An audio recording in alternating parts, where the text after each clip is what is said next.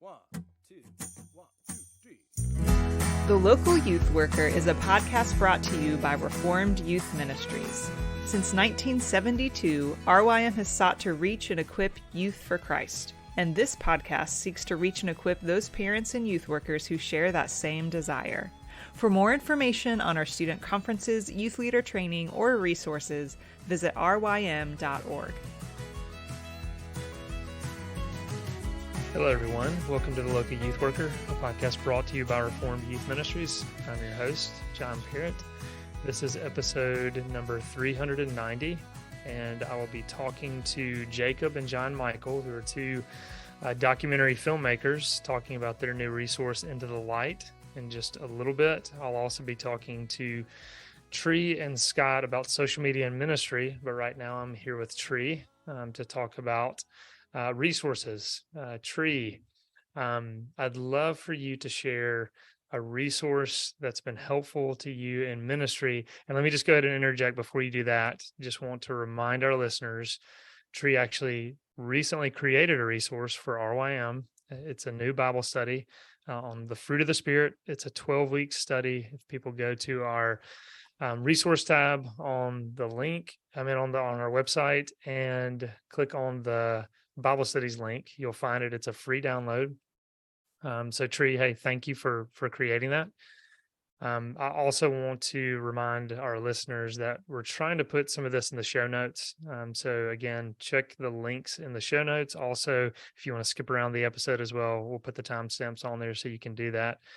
But Tree, what is a resource that is helpful to you right now in ministry? It could be a book, a blog post, a podcast, a YouTube video, anything that's been helpful in ministry right now. Yeah. I've been reading The Leader's Journey by Jim Harrington, Tricia Taylor, and Robert Creech. And my senior pastor and I are reading this together, and it deals a lot. And this is kind of a big picture resource. It's kind of helping us deal with and figure out how to work with our staff amidst conflict. Not that we're like experience like lots of conflict. Y'all hate each other. Yeah, no, not that at all. We love each other. But it deals a lot with systems theory. So looking at like the staff as a system, and the thing that's been so helpful for me is just looking at the idea of acute and chronic anxiety in a system, and just looking at the types of things that cause chronic anxiety in a system. And if you're not familiar with what that is, it's essentially like our reactions to things are always based on like certain anxieties and fears that we have. And interesting. It's really helped me kind of think about the way that I speak to people, speak to other staff members, and being able to like read the room a little bit and know when I can see someone's anxieties coming up, because it really does affect the way that we do stuff. And he uses the example of like when you're driving and you see a child step out from between a car, your instant reaction is to slam on the brakes. And that's a good reaction. That's a good reaction to anxiety. But a lot of times we have those types of reactions with other things. So maybe when we're having a conversation with someone who's above us in ministry, like we may have some fears that go into that conversation every time. So this has really helped me kind of shape the way that I think about that. And it's been really helpful. I'm only a couple chapters in, but I've highlighted a good portion of those 3 chapters just because it's so good. Hey, Tree, say the title again of the book. Yes, it's called The Leader's Journey. The tagline is Accepting the Call to Personal and Congregational Transformation. And it's by Jim Harrington, Tricia Taylor, and Robert Creech. All right. Well, hey, thanks for sharing that. That sounds very helpful. Now we've also been asking our guests a resource that's not related to ministry, and we kind of, this is a podcast so no one can see us, but put like air quotes around resource. This can be a very broad category. So something that's been helpful outside of ministry. Yeah. So this isn't a very serious answer because it's more for my own just personal love. I've really gotten back into Star Wars.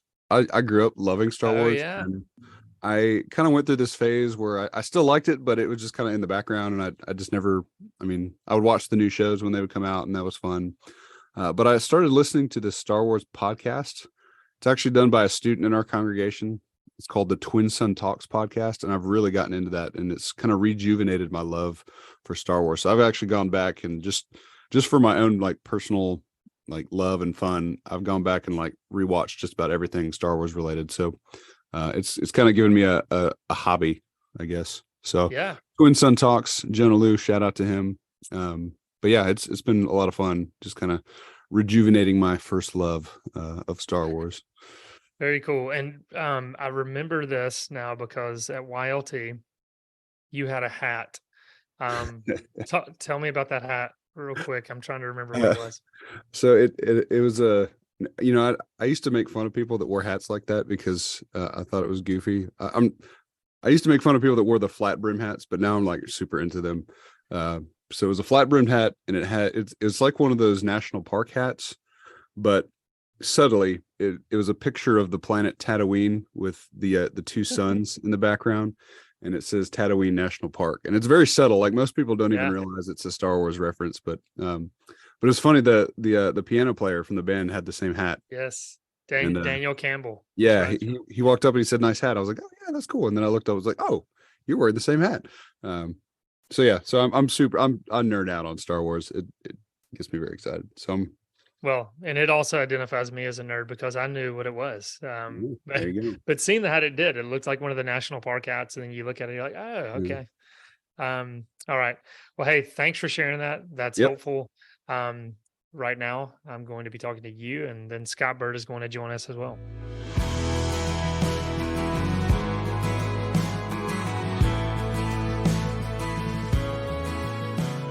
All right, I'm here with Scott Bird and Tree Triolo. Guys, how's it going? It's going good. Doing well. It's always good to be here. Yeah, it's good to see you guys. And Tree, I know you shared that Star Wars is kind of a resource that you're enjoying, and I couldn't help but notice the mug that you're drinking out of. What did it say? Because I like my coffee on the dark side. It's got Picture of Darth Vader on it. Darth Vader's helmet. I also have a mug that has a bunch of lightsabers on it, and when you put something hot in it, the lightsabers light up. Man, that is cool. Check out my manly drink. It's Oh, yeah. LaCroix Yeah, man. Guava Sao Paulo. It's about the most feminine can they could have possibly made. So come on, LaCroix, do better. All right, guys. So we are here to talk about social media and ministry. Those who are tuning in know that I spent 3 episodes talking with Chandler about social media and youth ministry, and this came from a YLT elective that we had.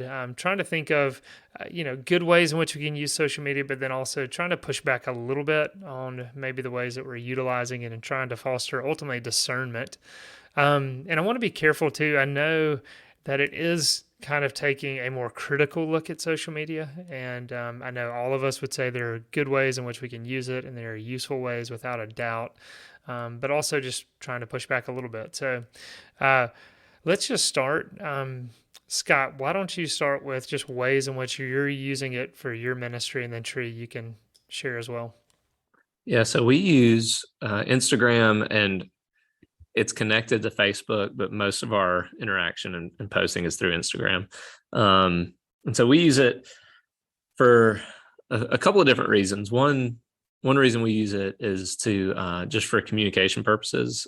We send out emails weekly that I think the read rate on those is something like 60% or 60 to 70%. But I don't know if that includes, how you can mark an email unread. I feel like that might be a part of that because it feels like a lot fewer parents are reading than 60, 70%. So we send out emails that have a lot of the stuff in it that we want to communicate. But Instagram is it's one of our, most effective ways of communicating to parents and students. If we post something on our story, we can see how many people see that. It might be like 130 people have seen it, and it's people just in the church that may not have anything to do with the youth ministry. And so they're kind of getting to see what we're doing as a ministry, and our students are seeing it and stuff. But, if we just do a regular post, that might get, 20 or 30 interactions, and so it's not quite as good, I think, as a story. I don't know much about all this, so it could be just as good. I have no clue. But so one is communication purposes, like here's what we have going on, here's the details for it, and it's up there, and it's a place that students can easily go back and see, what are the times for that thing or whatever it is. So that's one thing, is communication about events and things. And then two, we try to post pictures from trips and retreats and things like that. Remember when my second son, or my second child, first son, was born, I didn't go to RYM, and I remember sitting at home just wondering, like, man, I wonder what they're doing. Like, I wonder how it's going. And then I thought, I bet parents think this constantly when their kid's gone, just kind of wanting to see their kids and what's going on. So since then, we've tried to post once a day when we're on a retreat or trip, just to kind of give parents a heads up on, or not a heads up, but just to include them in what's going on. So those are kind of the two main ways that we do it. Yeah. Well, and Scott, I think I know the answer to this, but let me ask you, when you were talking about email and how you think, 60 to 70 or so, whatever the number was, but you said it feels like a lot less. Why do you say it feels like a lot less, or actually reading the emails? Because I get a lot of questions about things that are in the email. That's what I thought. Yeah. Yeah, that's what I thought. Do you put anything in the emails of like encouraging people to check the email, like before they reach out and ask you a question, anything like that? Do I put anything in the email encouraging them to check the email? Yeah. No, I think I think the people that are opening that are already like, yeah, we're doing that. And then the people that are not opening the email wouldn't see it. Okay. I've seen some people that do that. They kind of have a clause, before you reach out with questions, please refer back to the email, something along those lines. So I was just curious. That's helpful. Tree, what about you? How are you utilizing social media? Are you utilizing it in ministry?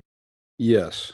We also use Instagram, and I'm actually in the process of trying to think through how effective it actually is for us. Based on the amount of likes we get, I mean, it could be effective, it could be not. I really don't care, to be honest. I'm not much of a social media user. I think I've got like maybe 10 posts on my own personal Instagram over the past like 5 years. But I'm trying to think through ways of making that more effective, because it is the easiest form of communication, because we do send out a monthly schedule via email. And I think most of our folks are pretty good about keeping track of that. But I do like a weekly blast for our Bible studies and for our large groups on Wednesday nights. And we also use it to, post pictures of retreats, post some videos, highlights and celebrations. So if like a student wins something, like we'll try and highlight them if they can, or if they get it, if we hear they've gotten into college, we'll put something for close to graduation about it. And so it's mostly for communication, but again, I'm in the process of trying to like figure out how effective it is, because we have a lot of newer, younger students coming up that probably just aren't following us yet on Instagram. So I need to like sit down on a Wednesday night and just talk to individual students and seeing if they want to, if that would be effective for them. But yeah, I'm probably the least literate when it comes to the, like, I don't think I've ever posted a story or a reel like that. That's how bad I am at this. So one thing that I do love about our Instagram, so I this is, my own nerd in me. I like a working graphic for our teaching stuff. So we always have like a graphic for our teaching series, and then it like morphs and changes over time. So that's one nerdy thing that I like about our social media use. Wow. So do you make those graphics? Yes. Way to go. Don't be too impressed, because Canva is very easy, and I've gotten really good at using it. So very nice. So hey, follow up on that. When you said that you try to highlight, if a student's received an award or some kind of accomplishment, have you missed an award that a student got and did not post, and you heard about that, got feedback? I would be scared to do that. All that to say. Yeah, I mean, it's not something we do often, but like if I'm at a game and they're like running, like I don't, so say I'm at a track meet or something, and like I'll film them crossing the finish line. I'll like post a quick thing like, "Hey, congrats to this kid." But again, it's not something I do a ton. Yeah. But I can see that maybe that's not a good idea. I don't know. Well, yeah, not to, yeah, I mean, it sounds like a good thing. I guess some of this is my reaction to, years ago, I went to a football game or whatever, and I got an email from a parent of, well, how come you don't come to our football game on Friday night, or how come you miss my son playing? And I'm thinking, oh wow, yeah, I can't be everywhere all the time, but I can just see someone saying, yeah, well, hey, you posted this accomplishment, but you did not highlight my child's accomplishment. So yeah, just to give you a little bit of anxiety in your job, because I'm sure you don't have enough. Perfect. Yeah, I'm thinking about all the ones I've posted now. Yeah. Can I tell you my favorite thing that we were posted? Yes. So we during COVID we did these Zoom Jackbox tournaments with Jackbox games. I forget the name of the game that we always played, but we did this tournament, and I would always like deliver a milkshake to the winner, and the kid that won was allergic to milk. Come on. So it was like, well, shoot, what am I going to do? But he actually outgrew his milk allergy that week. So like we made a huge deal and like made this big video Wow. about celebrating like his first milkshake ever. And like I had students come up to me the next week. They're like, that was awesome. Thank you for doing that. Man. That was so cool. So That is cool, man. Okay, so follow up. I know we only have about 5 more minutes, but Scott, you said something like you could not really, like you were looking at the analytics to Instagram, but you don't know how as much. Tree, you said something like you're terrible. I can't remember your exact words. But I'm asking, do you guys have people that are helping with this? And do you use students to even help with like social media? Scott, I'd love to hear from you on this. Yeah, so we used to have a student that did it, and it was okay. It was not necessarily the vibe that we were going for. And so we had our college interns kind of take over from there. And so they obviously are in that world and kind of know about that. And so that's been helpful because I'm the same as Tree. Like I have an Instagram account that I don't think I've ever posted anything on it. And so, yeah, so I'm just not in that world. So it's been really helpful to have some younger people who are in that world kind of post. And there's all these unwritten rules about social media that I have no idea. You can't post a certain amount of times in a day. If you do, it's cringy and all that kind of stuff. So it's helpful to have somebody that knows that and knows those rules. Zero posts, Scott Bird. 101 followers though. 101 followers. Look at that. Way to go, man. Yeah. With no posts. I do have to ask, do you want to share some of those cringy rules that you've learned? I mean, one, you just said if you post a certain number of times in a day, it's cringy. Do you remember anything that you've picked up on this that could be helpful? No, I mean, yeah, this is why I don't do it because I don't know. But is that a real one? If you post too much, that's cringy? Yeah, I think it's like one a day is kind of the limit. Yeah, I think so. And then there's like, I don't know, like stories are supposed to be more kind of light hearted because they disappear after 24 hours or whatever, and your posts are kind of like your storefront, like this is the vibe that we're going for as a ministry or something like that, or who I am. And then stories are just more like day-to-day type stuff, I guess. Okay. Yeah. Tree, what about you? Do you have someone who helps with this, and have you used students before to help? I never use students. I've had interns do it before, and I think it's been more effective when they do it. One, because they have been more on top of it than I have, so it would be an often thing. Like Sunday afternoon, I get a text from my interns like, "Do you have a graphic for tonight?" I'm like, "Oh yes," and I'm like sending it to them quickly. So I've had people do it. And it's more consistent when I have other people do it. Sure. Yeah. Okay. So I do have at least 2 follow-ups from what we just shared, but I know we're kind of close to time. So let's pick up on these next week, talking with the two of you.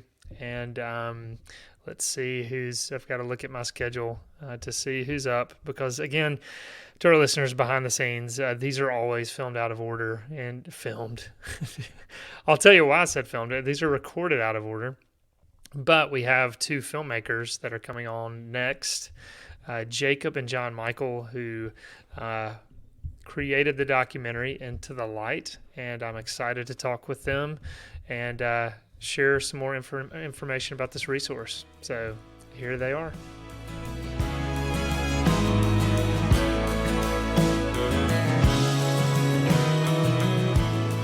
Jacob, John Michael, welcome to the podcast. Thanks for having us. Yeah, we're stoked to be here. Yeah, it's good to get to meet you guys, and it's been fun even before we started recording, getting to just kind of catch up and hear a little bit about each of your stories. Before we get into the story and just what we're here to talk about, just tell our listeners where you're joining us from and just a little bit about yourselves. Jacob, you want to start, or John Michael? Yeah. Yeah, I can start. So my name's John Michael Bout, and I grew up in Niagara, Canada. But through a series of events, I ended up now at the Southern Baptist Theological Seminary. This is where we're coming from right now. I'm married for almost 2 years and have one son and another baby in the womb right now. Awesome. Yeah. Congrats. I'm Thanks. Jacob Volk. I grew up with Jamichael. We've been friends for a long time, and our families have been friends for a long time. Grew up in Niagara through a whole series of stuff that we'll talk about. I also ended up here at the Southern Baptist Theological Seminary. I got here a year before he did, and I live and work at Recenter Ministries, which is a homeless shelter just down the road here. So super grateful to be here. Oh, wow, that's awesome. And letting our listeners know, we spent a portion of the time catching up, talking about the beauty of Southern Seminary. Awesome, Amen. awesome place for sure. So yeah, glad to talk about that. Glad you guys are there. So we're here to talk about a documentary that the two of you guys have put together entitled Into the Light. And oftentimes those who listen to the podcast know if I have an author on to talk about their book, I'll often get them to talk about the title first. And so I'd love for you guys to start just with the title of this documentary, Into the Light. I'm sure, you probably wrestled with maybe various iterations of that. And I see by your response, yes, you're both nodding to that. So just talk a little bit about that, how you guys arrived on this title. We have a document somewhere buried in our systems that has like well over 70 names and iterations of names that we agonized over for about a month, probably.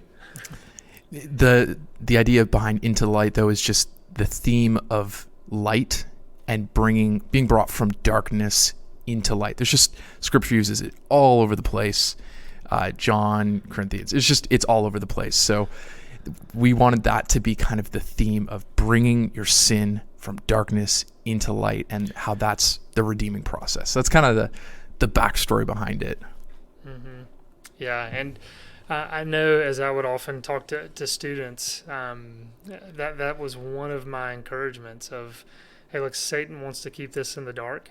This issue of pornography, and shining a light on it is, it seems like, okay, we want to kind of battle this alone in a sense, but being in community and sharing it is a step towards healing. And I just actually finished watching the documentary, which is great, and I know that some of the counsel that is on the documentary. But why don't we go ahead and start there? Tell us some of the origins of this documentary, how this came about, the concept, everything. Whoever wants to start.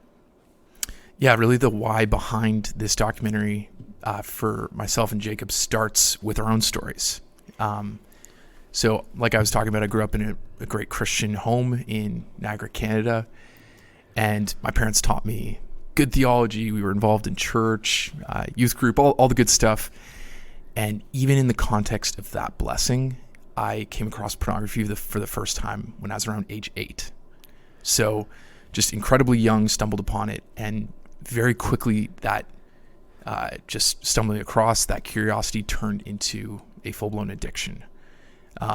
So over nearly a decade, I got really good at living the double lifestyle of being involved in church and youth group and leading things, and all the time feeding a growing love for pornography, a growing addiction with pornography. So growing up, I would call myself a Christian, and I looked like a Christian from the outside. But I wouldn't say that I was living a consistent life until I was around age 16, 17. I was sitting down with some really good older Christian guys, and they were sharing about how God was working in their lives at a conference they had been to. And I remember feeling the conviction of the Holy Spirit, like, if you don't open up right now, if you don't confess your sin, you never will. And you will remain living this hypocritical lifestyle, this double lifestyle for the rest of your life. And yeah, by God's grace, I did open up to them there. I did confess my sin, and really for the first time, properly confessed it to God. And that was when I could start, like, what I point people back to, that I could start saying in truth, I love the Lord. And I could say I start loving people properly. So from there, I joined an accountability group. The Lord gave me freedom over years of fighting, some really good books, some good community. But one thing that I noticed in my accountability group was that Christians knew that pornography was wrong. Like, all my friends knew pornography was wrong, but they didn't really know what change looked like. And while I kept recommending different resources to people, nobody was picking any of them up. And maybe I'll let Jake, you pick up the story from here. But that was kind of, for me, it was a growing tension as the Lord gave me freedom from pornography, gave me a passion for other people who are struggling with pornography. And I just noticed people aren't using the resources that are out there. Yeah, so I grew up really similar situation. Like I said, our families are very close friends. The one slight difference between our stories is, well, we both had parents who talked to us about pornography. By the grace of God, and due to my mom, really, who was so insistent about talking about it from a young age, I never got hooked on pornography proper, and that's rare. That's not, most of my friends don't have the blessing of being able to say that. However, I was completely addicted to masturbation and lust in my mind for most of my teenage years. And Jesus is clear about that, looking with lust in your eyes. So, but what I could also do, though, was hold up this Pharisee card on the other side by saying to myself, I don't struggle with pornography. And so I lived in the murkiness of lack of clarity about what my active sin was for a long time, until, very similar to John Michael, good friends, a powerful conference, just started growing this conviction, like, this is sin, this is wrong. And yeah, it was a slower process, but it took time, but God had freed me from that addiction, and I'm so grateful for that. And so kind of in that whole process of breaking free from sin, that was when, for both of us, we really began to love Jesus properly, and maybe love Jesus for the first time genuinely. And so, I had a career in advertising and film and stuff, and felt the call, the aspiration to be a pastor. So that led me over a couple of years to come here to Southern. And I got this really cool opportunity while I was here to talk with Tim Challies. And so I grabbed coffee with him, and I asked him about his book, Sexual Detox. And Tim's, you've talked to him. Tim's really funny. He's got a really great dry sense of humor. He's like, the book's fine. He's like, I wrote it a long time ago. There are better books out there, which, again, I thought was so funny, because that book's been impactful for us. And then he kind of stopped and he said, it's interesting to me. We have this video problem of pornography, and in answer, we typically write books. There could be space for a counseling-oriented resource that would tackle this problem of pornography in video form. And I was just there, he had no idea that I worked in film, or we worked in film, but that got me really excited and thinking. And I called Jamichael and I said, because he was back in Canada at this point, and I was like, bro, is there room? Is there a space for us to reach out to all of the like authors who have meant so much to us and been so helpful to us, and like assemble them together into a documentary? And so that started about a 1.5 year long process for us. This was in late 2021 when this conversation with Tim happened. And we could talk about some of the details of that, but I guess the what resulted from that was this documentary is called Into the Light, and it's a teaching documentary on freedom from pornography, and it walks through the process of change from bondage and sexual sin to freedom in Christ. And it's a resource we built for the church, and we're here. It just premiered a few weeks ago, and people can watch it for free. We can talk about why that is if you're interested. People can watch it for free on our website, intothelightdocumentary.com, and we're thrilled. We're really grateful. Yeah, no, I'm grateful for all the work you guys have put into this. Grateful for both of your stories and just being vulnerable to share. And I do just kind of thinking of both of your stories, how they are different. That's one thing I appreciate about the documentary is how nuanced it's discussed, because I think some people just assume, okay, when you're talking about pornography, it's this one thing that's explicit images or whatever.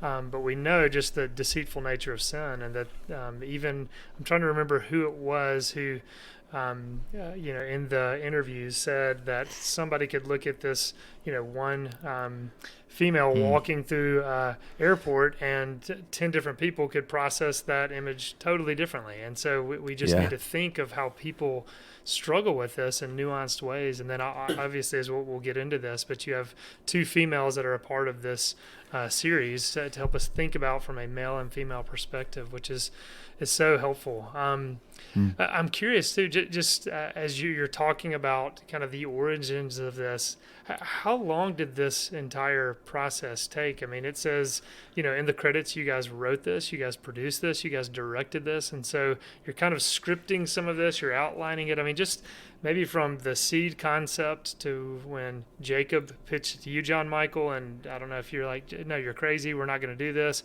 but just kind of that whole process. We've done a lot of work together, so as soon as you threw the idea, I was like, this is great, let's do it. I think it started October of 2021 was when the idea came up.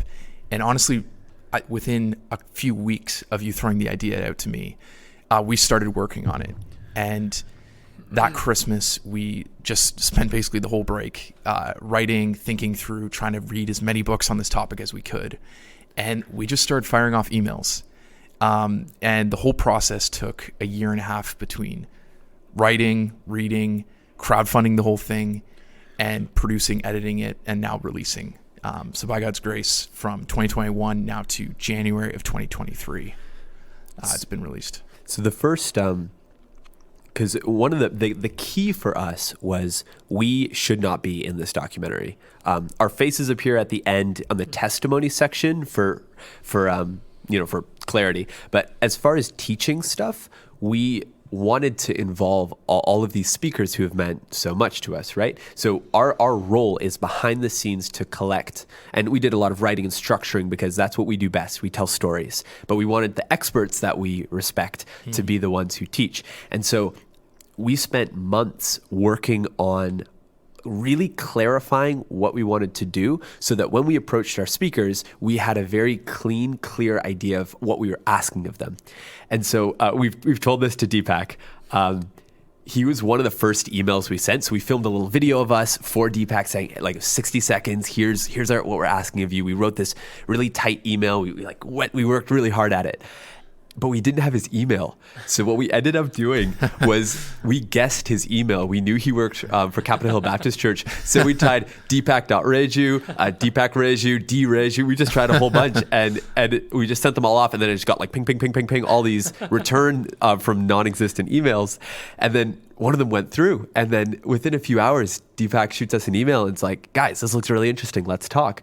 And so Valentine's Day of 2022, we had a quick call with him and he was so generous and just really jumped on the vision of it and said he would take chapter 4, which was like the practical radical measures. That was something he's passionate about.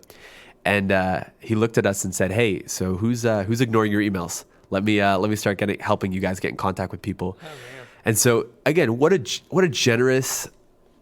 We thank God for that so much, because that started an avalanche of connecting with a person, with another person, and a Absolutely. meeting in here for several months, kind of lining up this incredible collection of speakers, which are Deepak Reju, Ellen Dykas, Jeremy Pierre, Heath Lambert, Jenny Solomon, and Garrett Kell. Yeah, I'm glad you highlighted the cast. I was going to ask you to do that. And that's awesome that you guys guessed Deepak's email. That's great. Curious too. I know that you might have answered this. How did you settle on 6 people? How did you whittle that down? There's obviously so many directions you can go in this documentary. Just wondering how you settled on these. Man, John, I love these questions. These are really fun, because I mean, you're a creator. You have built teaching resources, so you kind of know even in asking some of the things that we wrestled with for months on trying to figure out how to make it work. So you want to take that, Joe Michael? Sure. Yeah. No. So we were wrestling with what is the question we're going to answer, because like you're saying, there's so many directions you could go, whether addressing parents, addressing struggling marriages, or women, specifically men. And we particularly felt burdened with this resource to address the Christian who knows that pornography is wrong, but doesn't know what the change process looks like for them as they're struggling.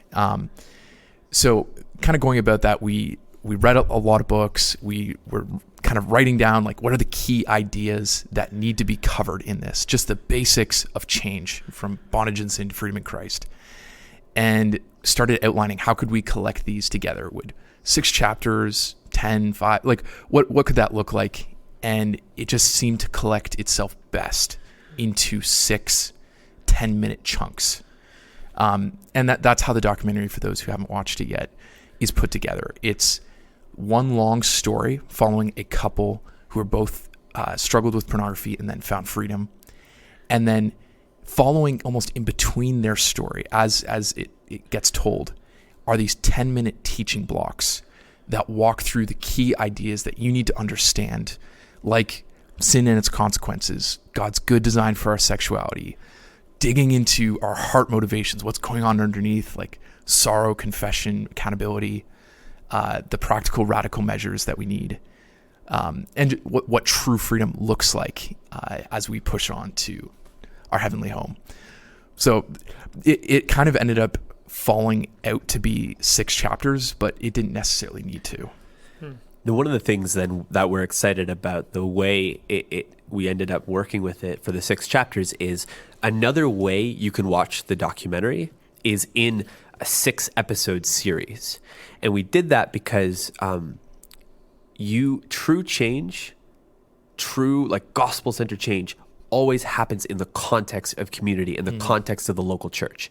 And so we wanted to kind of build the same documentary in a slightly different form so that a small group or discipleship group or Bible study can take a 6-part series, take it in 6 weeks and maybe watch an episode a week and then discuss it in like a bite-sized format and then long-form discussion. So we're working on this is another thing, we're working on leaders' guides to kind of accompany that. So we wanted to make it in a way that's really accessible to be able to pull it inside confession and community if maybe the full documentary doesn't work as well for that. Hopefully that makes sense. Absolutely. Yeah, and I like that, anyone who goes to the site, they can view it in either way that they want, because I'm thinking of churches could utilize this on kind of one night. Everybody gather together, you play it in one sitting, and then maybe as they go out, you can kind of give some guidance there. Or if this is more of a small group where you can do it 6 weeks in a row. And, I could see a leader kind of setting it up and talking about it and framing the discussion and then breaking it up over several weeks and all that. So I like how you can do that differently. And I'm excited to hear that you guys are going to put some leaders guides together. Do you want to talk a little bit about that, of kind of timeline of when you hope to get that out and what that might look like? Yeah, we're hoping to get it out in the next 3 to 4 weeks. And basically, if you go on the website, you can either put your email in at the bottom, or to watch the documentary, put your email in. And then when we've released it, you will get an email just letting you know that it's for free to download on our website as well. And as far as other applications too, like what I really like about this is it's very flexible. Some churches that we've talked to are using in their catechism classes as just a section to talk about sexuality. And another church in Dubai that we've been talking to is using it as part of their leadership training for future pastors, just kind of growing in sexual integrity. So it's cool because you can take this in either one of the forms and apply it into your church context in a way that we might not necessarily know how to do. So it's very flexible for churches, families, individuals. Yeah, no, that's great. And I'm curious too, as you guys, started to put this together and you also interviewed each of the individuals, what are some things that you all learned in this process? And it could be specifically about the topic of pornography, but also just filmmaking in general. I'd love to just hear kind of broadly, what are some things you guys learned along in the process? No one asks these questions. I love this. Well, especially on the filmmaking side, right? Because that's our area of nerding out on, and it's not for every conversation, right? I would say I'll take maybe there's a process question you can think of on the topical side. One of our convictions early on was like we wanted to include women in the conversation and address this resource to women as well as men who struggle with pornography. So that was something we were really committed to. We had no idea how much of an issue and how big of a struggle many women and women counselors were grappling with for this. And so we're so grateful that God led us in that direction to start those conversations. But as we talked to more women biblical counselors, as we talked to women who share their testimony with us, we just ran into this huge hurt in our churches of women who are struggling with pornography, in numbers getting close to the same amount as men, and constantly would hear sermons of, men who struggle with pornography, and women just not knowing, like, what kind of horrible person am I that I struggle with this man's problem? And so, like, Ellen Dykas, when we really talked to her about it, she was just like straight up like, guys, no, we were having on for this reason, but she reinforced, like, guys, don't even listen to the try and pull a dichotomy. Women struggle with it, men struggle with it, and you have to offer the gospel hope of change to both. And especially our sisters in Christ, they're dealing, if they're grappling with this sin, with this struggle, they're dealing with levels of shame so much more because we don't give them the same gospel hope that we're very quick to offer for men. So that was a learning curve for us too, to really, as a couple of guys, try and understand this from a women's point of view. And so Helen Thorne wrote Purity is Possible, which is a really good book. And then Ellen Dykas's book, Sexual Sanity for Women. Sexual Sanity for Women is like easily top recommend. Like her book's fantastic on it. Yeah. We also did a podcast, like Into Light has a podcast where we interviewed all the speakers as well. And with Ellen's podcast, we talk a lot about women specifically, if people are interested in more resources on that. Yeah. Something that I learned, I think going through was just the topic of masturbation is something that is so important. And I find even the people who are down to talk about pornography, which is an awkward and challenging conversation sometimes, we're at times not willing to identify and address masturbation because the Bible doesn't have a go to thou shalt not. And so we were just thinking through, how do we address that topic, because we don't want to leave that unmentioned in our resource. Because I know even things that I'd read before, when it went unaddressed, it left ambiguity for the devil to maybe tell me like, oh, well, that's okay, or it's not really that big of a deal. So we really wanted to address that in this documentary. It was actually talking to Jeremy Pierre, who takes the first chapter, and he helped us think through where and how do we have that conversation in the documentary. And he suggested you should talk about why masturbation does not fit in God's good design, not in the consequences of sin, which is the first section of the documentary, but after you've walked through the beauty and the goodness and the boundaries that God has set for his design of sexuality. because it's only when you understand the parameters that God has set for what is good and right and beautiful that you understand why masturbation doesn't fit into that. So that was and I've been using that now in conversations and when I'm talking with other guys, and that has seemed to really click for people. Understanding why masturbation is selfish. It's me focused, outside the covenant bonds of marriage, does not image Christ and in the church relationship. So I think that was a big thing that I learned. Yeah, no, that's helpful to hear that. And there's another aspect of the documentary where you have testimonies that people share. And you mentioned at the very end, there is a collection of people kind of talking about their own struggle. Just curious, how did you go about recruiting people to do that? Were these friends? I mean, I'm just thinking personal testimonies are so important, and I'm so glad you guys did that, but that's a delicate thing at the same time. So just kind of curious, how did that come about? So many of them are personal friends of ours. Like easily over half are people that we know, and some of them like are guys that have walked alongside me, and I've walked alongside them for over 4 years. So just on a personal level, that part hits me because it's just knowing their own testimonies in a deep way that God does give freedom from pornography and your lives can totally change is really beautiful.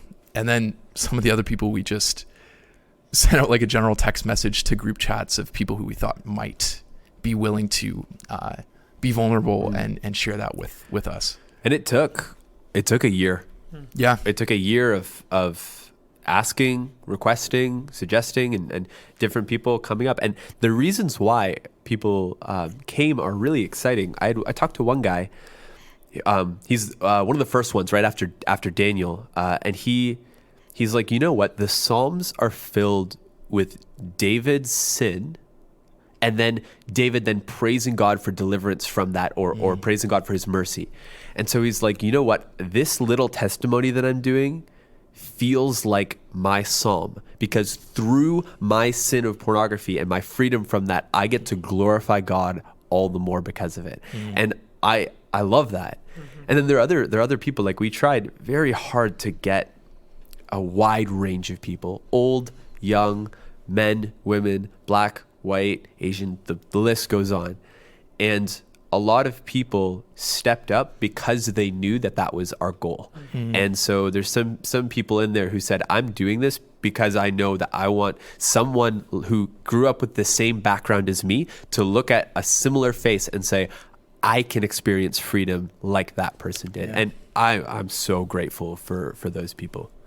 That's awesome. That is, because I mean that does obviously take vulnerability for them and to be on the film. But that is a powerful component of the documentary. I'm glad you guys did that. You know, I'm curious too.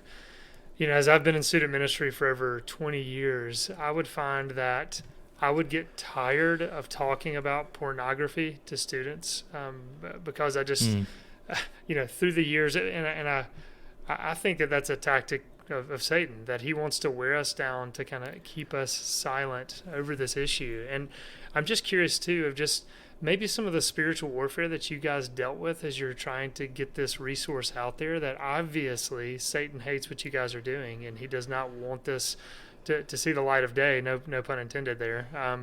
And so just curious, what kind of challenges did you guys face in putting this together? Was there a point where you thought, okay, this isn't going to be finished? Just curious. Definitely, like on a personal level, felt more temptation.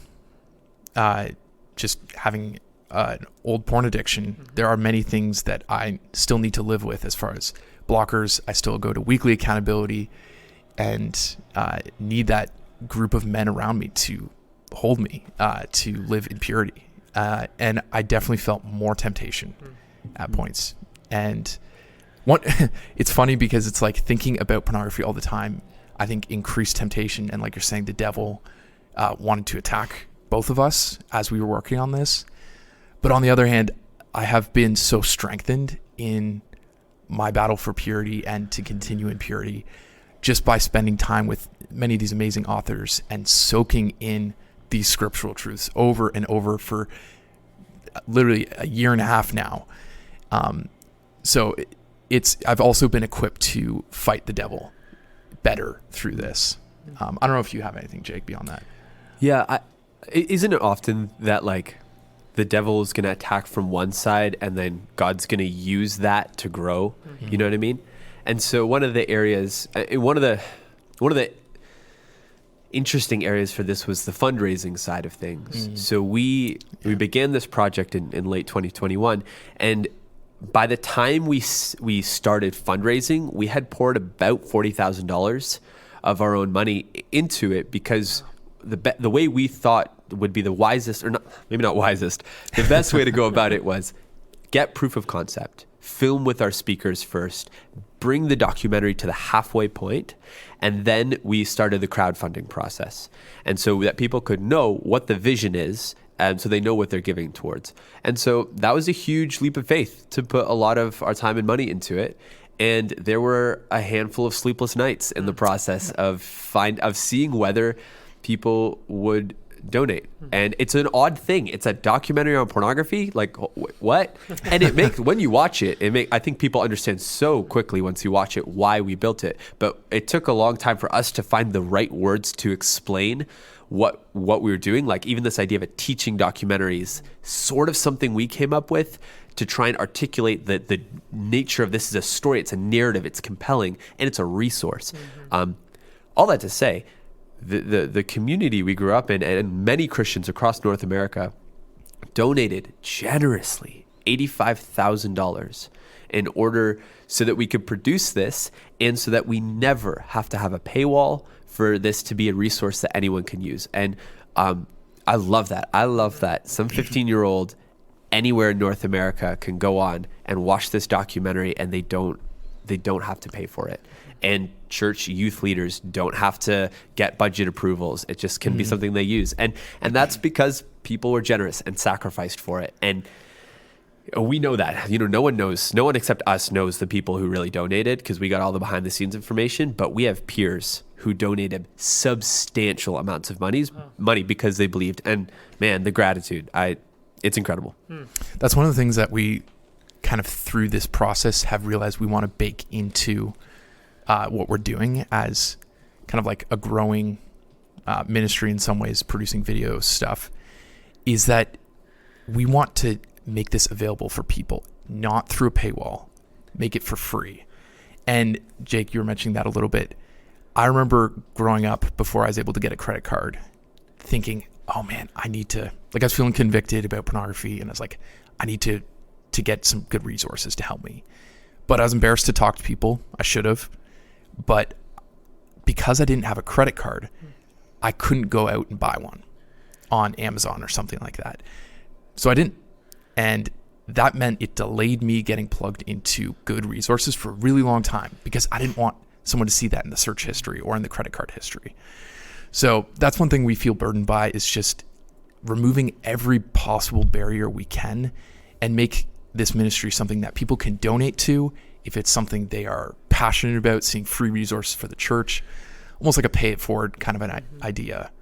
But people don't have to, and that's great. Yeah, I'm so glad we're getting to talk about this, because I wanted to highlight that it's free. And I know we're about to need to wrap this up, but I'd love for y'all, to remind everyone the site, and also where they can help donate to this if they feel led to do that, because I know you guys are also potentially working on some other projects too. So point them to the site where they can help support, but then also some of the other potential resources.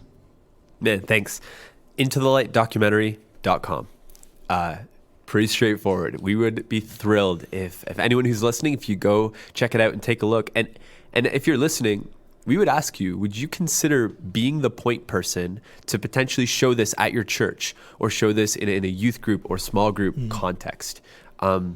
We believe it would be helpful. And so obviously that's a choice you have to make, but starting to go to IntoTheLightDocumentary.com and take a look at our resources. And then you can hit us up on Instagram, and it's pretty much at Into the Light Documentary on most of the socials. And then just some of the future projects that we're hoping for. If you want to help support some of these, we're looking to translate the current documentary into Spanish and Mandarin and French, because we've had a lot of interest from other countries as well, but just it's not in their language. So your donations would go to that. And then a big thing that we're thinking about in 2023 is producing a video series that equips parents to handle pornography in the home and porn-proof their house. That's just something that we've had so many conversations as we were filming Into the Light of, okay, this is great, but how do I have this conversation with my children? How do I help not let this fire start in the first place, not just put it out once it's already there? So we're just at the beginning process of that, but we're starting the fundraising for that as well. And yeah, that will hopefully be available on our website in the next year. Yeah, that's exciting. It is so important because, yes, we need this resource to be talking with those who are dealing with it now, but then also preventative measures and having some of those early conversations. So I'm excited about that. Jacob, John Michael, thank you for taking the time to come on the podcast today, but thank you so much for just the hours and the years that you put into creating this documentary. Thank you. Thanks for having us on. Thanks for the conversation. Come and buy without money. Oh, come and feast without pay. For the King has opened his banquet hall to the beggar, the outcast,